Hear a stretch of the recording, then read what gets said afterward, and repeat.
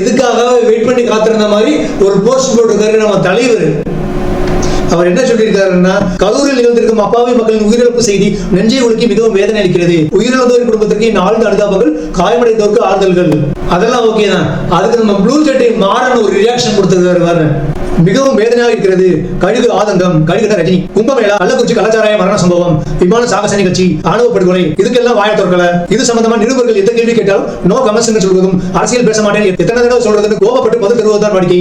ஆனா இன்னைக்கு மட்டும் கழுகுக்கு திடீர்னு கண்ணு இருக்குதுன்னு அருமையா கொஸ்டின் கேட்டுக்காரு நம்ம ப்ளூ சட்டை மாறட்ட. ஆனா ப்ளூ சட்டை மாறட்ட நான் ஒண்ணு கேட்கிறேன். இதே டிஎம்கே உடைய உதயநிதி ஸ்டாலினுடைய ஒய்ஃப் கிருத்திகா டைரக்ஷன் பண்ணி ரவி மோகன் நடிச்ச காதலிக்க நேரமில்லைன்னு உப்பையிலும் முன்னா நம்பர் திராவிட படம் வந்தப்ப நம்ம ப்ளூ சட்டை அண்ணே அந்த படத்தை பயங்கரமா பாராட்டி இது சினிமா இல்ல காவியம்னு சொல்லியிருந்தாரு. அப்ப டெபுட்டி சிஎம் உடைய ஒய்ஃப் டைரக்ஷன் பண்ண ஒரு படத்தை விமர்சனம் பண்ண தைரியம் இல்லாத இவரு கவர்மெண்ட்டுகளால நடக்கிற அவர்களை விபத்துகள் ரஜினி எப்படி தட்டி கேட்பாருன்னு எதிர்பார்க்கலாம். நானும் சும்மா விடுவேனா?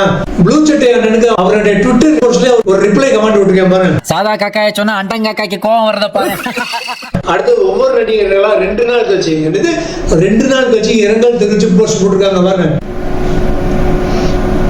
யாரு பாத்தீங்கன்னா நம்ம குழந்தை ஜிவி பிரகாஷ்குமார்லாம் ஒரு போஸ்ட் போட்டிருக்காங்க. அடுத்து பிரபுதேவா மாஸ்டர், அடுத்தது நடிகர் பார்த்திபன், சூரி, நிவேதா பித்ராஜ், அடுத்து நம்ம புரட்சி தளபதி விஷால் ஒரு போஸ்ட் போட்டிருக்காரு. அவர் என்ன சொல்லியிருக்காருன்னா, கரூரில் விஜய் பரப்புரையில் நடந்த துயரத்தை ஏற்க முடியவில்லை, முழுக்க முழுக்க இது முட்டாள்தனம். ஆனா இவர் முட்டாள் இடியட் யாரா சொல்றாரு?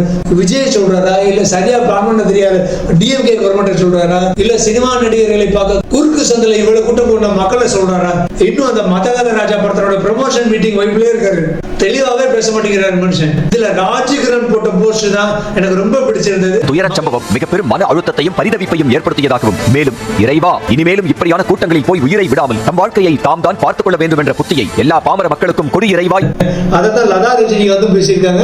அடுத்த நடிகர் சஞ்சீவ், இவர் விஜயினுடைய நண்பர், கிளாஸ்மேட் மற்றும் விஜயினுடைய சேட்டலைட் சேனல் வெர்ஷன். சினிமா ஸ்கிரீன்ல விஜய் எப்படி நடிப்பாரோ அவர் அப்படியே காப்பி வச்சு சேட்டலைட் சேனல் டிவி ஸ்கிரீன்ல பிரசன்ட் பண்ணுவார். இந்த சம்பவம் நடந்த பிறகு மனுஷன் விஜய் சிங்கம்னு சொல்லியிருக்காரு. ரொம்ப அசிங்கமா இருக்கு.